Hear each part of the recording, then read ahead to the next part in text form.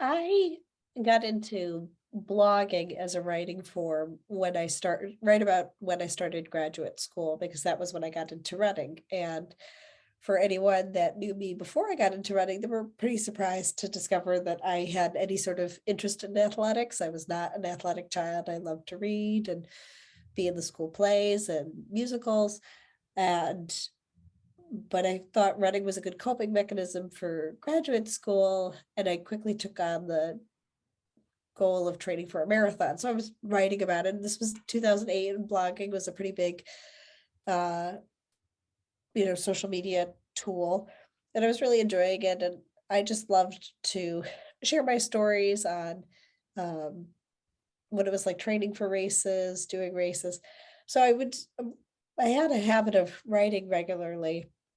And then after I finished my dissertation, which was another regular writing process, I really looked back at my time in grad school and I saw that there was a story there, of the intricate process of earning a PhD, but also getting into athletics along the way.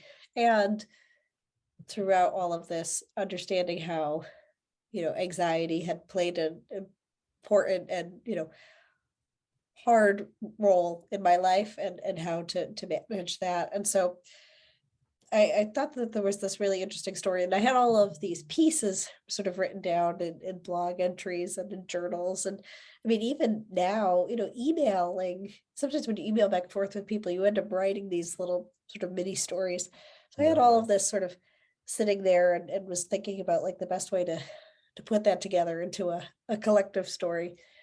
And the memoir genre is probably my favorite genre to read as well as to write in. And so I love, I'm trying to think of a couple of my favorites. Mary Carr wrote the Art of Memoir, and she's a Catholic herself. And it's really interesting to hear her talk about her writing process, and linked to sort of the meditative process of writing along with prayer, for example. Um, I also really enjoy different, comedic memoirs too. So, all of Phoebe Robinson's books are hilarious and informative. And so I just really like that genre as a way to really learn so much about one person. Um, because it's different from an autobiography. It's not saying, here's everything that happened in my life so far. It's saying, here's this distinct moment in my life, or this one theme, and how I've developed through all of that.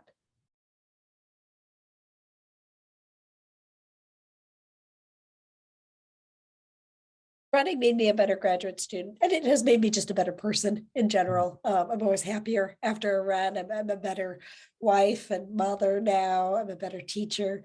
But in getting into the training process for running made me more regimented in my schoolwork. And I was always organized, but all of a sudden I could see different ways in which I could shape my writing and my school schedule around my running. I was never going to not go to class because I had to go run, and so like running was a treat that, you need to be able to do these things first, and then you can go out for a run.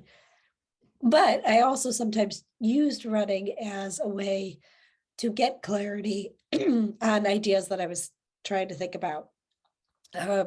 This was most relevant when I was getting ready to defend my dissertation. Part of what you have to do for your defense is do like a 20-minute overview without any notes, just sort of speaking, not off the cuff, but speaking without any notes. And so I wasn't going to have an exact story that I had memorized, but I had key themes in my head. And so once I sort of outlined, the main points that I wanted to bring up within my defense, I would go out for a run and silently, but in my head, recite my defense.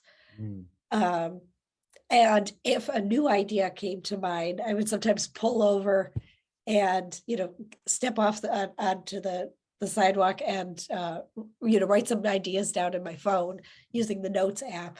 but it was such a good way, the rhythmic nature allowed me to just think of these ideas and recite them and, get them more ingrained in my head.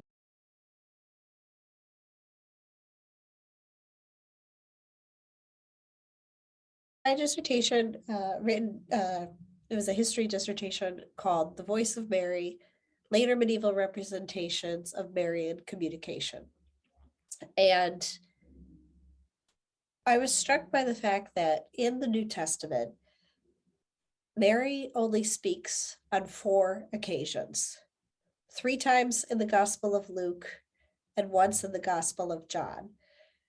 The first time is at the Annunciation, when the angel Gabriel tells her that she will bear the Son of God. The second time is at the Visitation, when her cousin Elizabeth greets her with the initial Hail Mary, and Mary responds with her what is now known as the Magnificat, where she says, "My soul doth magnify the Lord." The third time that she speaks is when Jesus is lost in the temple at 12 years old, and Mary reproaches him and says, "Where were you?" Jesus responds, "Of course, you should know where I am. I was in my Father's house." The fourth and final time that Mary speaks in the Gospels is at the wedding of Cana. She approaches Jesus and says to him, "They have no wine." And he responds, "Woman, it is not my time yet."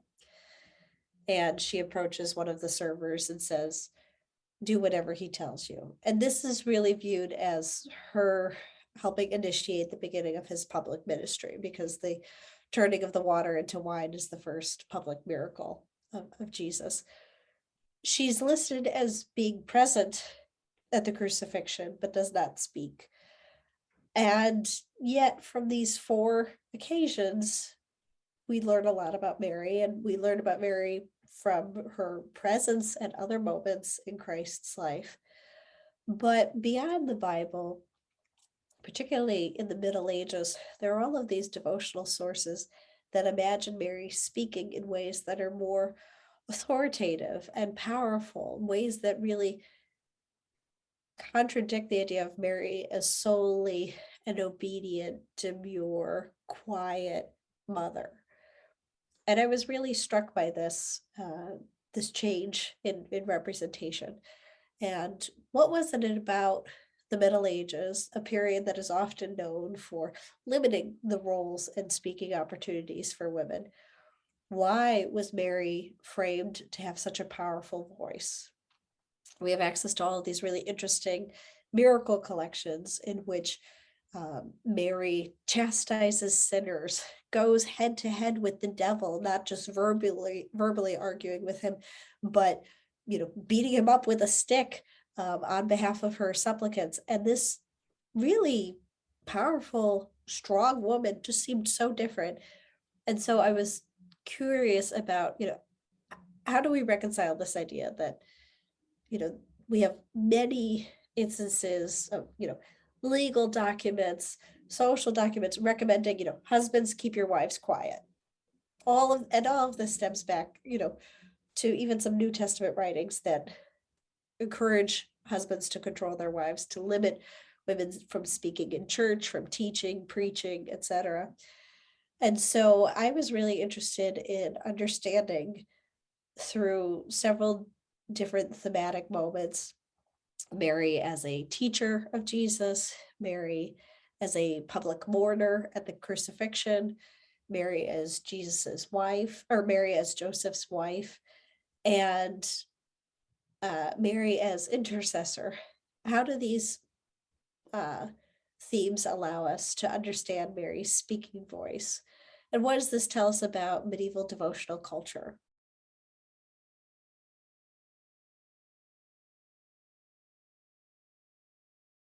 I didn't run a lot until I got to grad school, but I did run occasionally in college. But I went to Holy Cross, which is a small Jesuit liberal arts college, and one of the most significant things I did at Holy Cross was participate in a condensed version of the spiritual exercises, the Ignatian spiritual exercises, which in reality is a 30-day silent retreat. Um, in our case, it was a 5-day silent retreat, which, when you're 21, 5 days of silence, is pretty powerful.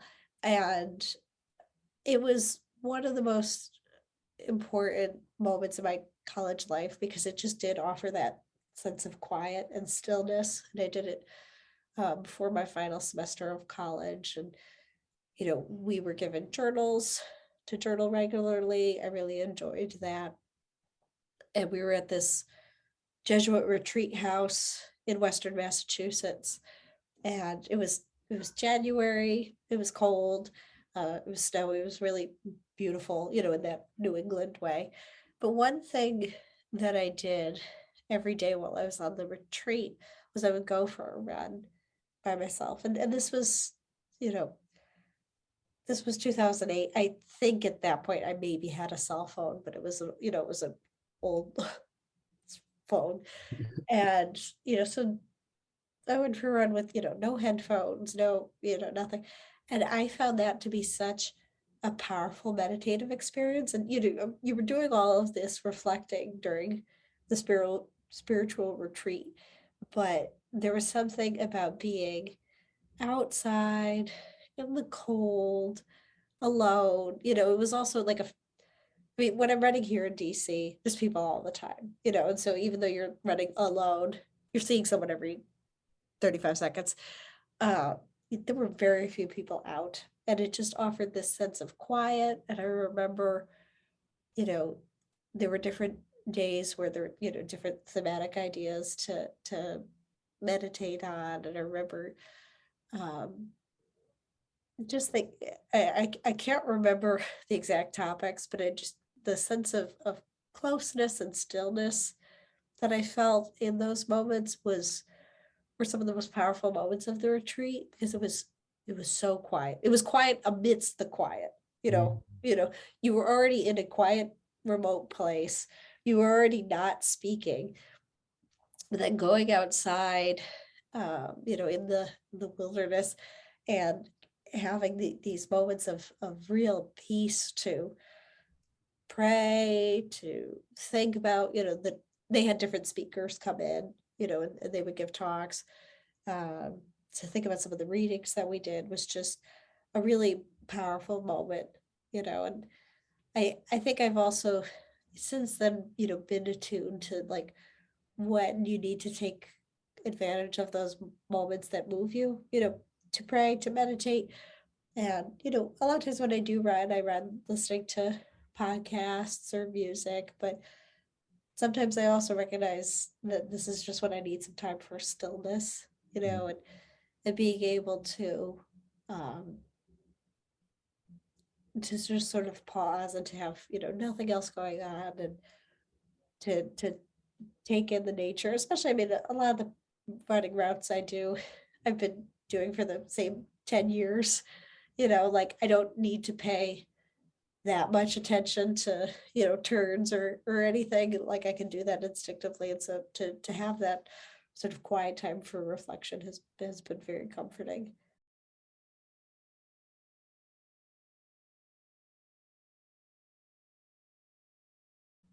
Well, so I'm at Georgetown University, a Jesuit liberal arts institution. I, you know, I get to teach a class regularly called Mary Through the Ages, which I'm doing right now, um, on understanding Mary's place in history, but not just in Catholic history, but in um, Mary as a Jewish woman, Mary in Islam. Many are often surprised to find out that Mary is the only woman who actually has a chapter of her own in the Quran, Mm. right?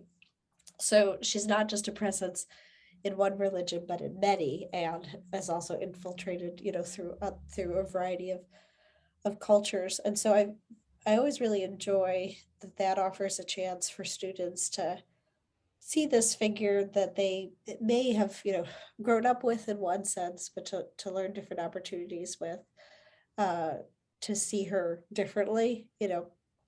We are wrapping up our class right now for the semester, and we explored this week about, appearances of Mary in popular culture, and how celebrities like Beyonce and Nicki Minaj did maternity pictures that are very much Madonna-esque, and that Mary offers a point of connection for people in so many different ways, beyond the church. So I really enjoy, that I get to be in a place where we get to explore ideas like that. Um, let's see what else. I appreciate that, I'm also at a university that looks at theology and religious studies together, that when students are, we have a theology requirement here. Students are required to take 2 theology classes, but that also means they can take classes on Buddhism, Hinduism, on Islam. That was the same case at Holy Cross as well. That understanding religion doesn't just mean understanding one religion, but the intersection of religious culture. And I think that's probably, as we look to the future and the globalization of our world and the interconnectedness of our world, we can't study one religion in isolation and expect to learn anything else about the world. We are an interconnected society, all the more so through social media, through the internet. I mean, COVID showed that even if you can't travel, there are ways that you can attend church and view churches through all of these different, digital forms. And there's a real hunger to learn more about people who are unlike us. And so I think, in terms of a path forward, places that promote learning about a variety of different cultures and offering, courses and programs that allow also for students to research things that are of interest to them and not just pushing, one particular agenda, I think is really interesting. And, we want students to be excited about what they're learning, and if we're just sticking with everything from the, typical canon, um, it just doesn't work as well.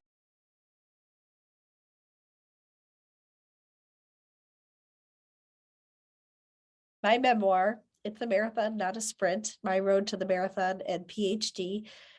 Can be available on Amazon. There's both a paperback version, which is nice and light and easily portable for airplanes and even the beach. But you can also get the Kindle version on Amazon as well.